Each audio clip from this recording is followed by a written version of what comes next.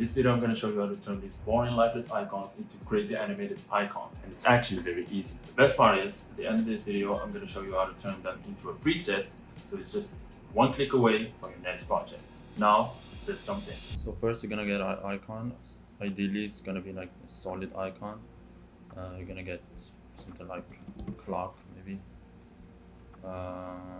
Let's use this. I'm going to download it as a high res, so 512 pixels, and then let's jump into After Effects, create a new composition. We go to 4K. We can do 25 frames per second, 30. I like to do 23.9, so, and 5 seconds here. Click OK. So we have our icon here. Let's drag it. First, you can see it because the icon color is black and this composition is black, so you can just toggle this, toggle transparency. You can see it. Now let's go back to this and let's go to layer, auto trace, and here's the important thing. You need to do current frame and you turn it to alpha, and here you can just play with the tolerance. So if, right now it's at 1. Let's see if go like, for example, 15 is gonna make it like super smooth, which obviously it's not a clock anymore. I mean, you can say it's a clock. So put it like 1.2, and you can play with this maybe like 200. See what that looks like. It's more like squarish. So like 100. Yeah, 100 is good. So click OK, and now you get this. So now we don't need that anymore. So delete. Then we have this. We go to preset, and now we would like to add a stroke to it. So we get rid of that solid white. So we go stroke. I forgot how to spell stroke. We're gonna add a stroke to it. Make it for all masks, because it has different masks, like 4 masks. And we play around with the brush size, and more importantly, make it on transparent. I'm gonna play around. Let me zoom in here. Maybe like 9. So we have that, and as you can see, it cuts off a little bit here, like at the edges. So to fix that, we're gonna add a CC reptile effect. And I find it best for me for this specific PNG actually is just like around 20 all around. So, and obviously like every PNG is different, so, and you can see how it's all like this, so you need to put it on top. And now it's, yeah, now we're gonna add the glow to it. So actually before that, let's animate this. So now it's actually like just static PNG, which we don't want that. So now let's animate the end. Click U on the keyboard to reveal the keyframes. Let's say start from 0. Start frame from 0. Let's go to like 1 second. Back to 100%. So now you get this animation. Now let's make it better.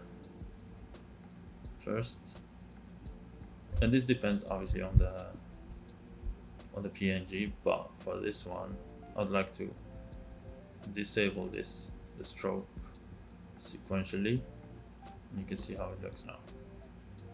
Way more cooler in my opinion, I guess. I'd like to, because like the starting point doesn't change from like, look, it starts from here. So let's change that.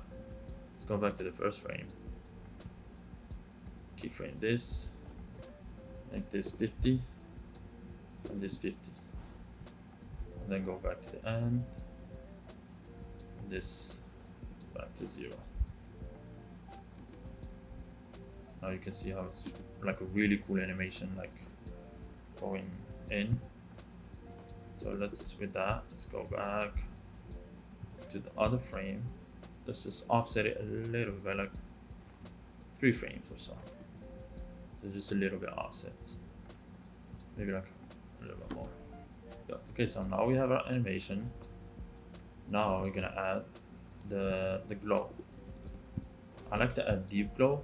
Obviously it's a paid plugin, so if you don't have deep glow and if you don't want to pay for it, so you can use a normal glow. It's like the free effect. And let's just, but you do need to like adjust some settings here. Let's go in a little bit, maybe like 25. Keep the threshold at 60. Intensity maybe at 2. And now we're basically done. So all that you need to do is just add a little bit of detail to it. So let's zoom in here and let's add noise HLS. This one, let's add it to this, and you can see, let's go to grain for the noise, make it grain, and the lightness, if you see me like changing this, see how it gives this like grainy effect. So that, let's go like 30, around 30, yeah, and keep it like that. And I would like to add, for me personally, I like to add turbulent displace effect. So with that, let's zoom in. Obviously it's, we don't want the amount to be all 50, but a little bit. And then change the complexity, the evolution, a little bit like that, just to add a little bit of details to it. You can even like animate the evolution. So let's start from here, 0, and you can just do this, maybe like 100, just to have that like animated evolution. But obviously right now you can't really see it, so let's make it into a loop. Let's go to here, or you can just here click Alt on your keyboard and click it and just do loop out. Oh, oops, I didn't do that. Let's not loop out, like that. As you can see, it's like moving a little bit, just to add a little bit of movement, because at the end of the day we're making animation. So and now let's look at it. Yeah, so now that's perfect. We can adjust the color, which is like lime green or neon green, I guess. You can get blue, purple. I'll just keep it green, not like neon green, which is really cool. Now the exciting part, let's turn it into a preset. So let's just select all of these effects here, go to animation, save animation preset, and let's name it icon animation. Save it, and it's going to be saved into animation presets, user preset, and it's here. So let's just bring on another icon. Let's turn this off, and we have this like house icon. So you're still gonna do this, go to the layer or the trace it, and these settings are saved from the previous one, which I think it will work. Yeah, so we go that, delete the previous one, then go to animation, icon animation, and drag and drop. There you go, easy as that, right? So like no excuse, you don't have any excuse for using these boring icons anymore.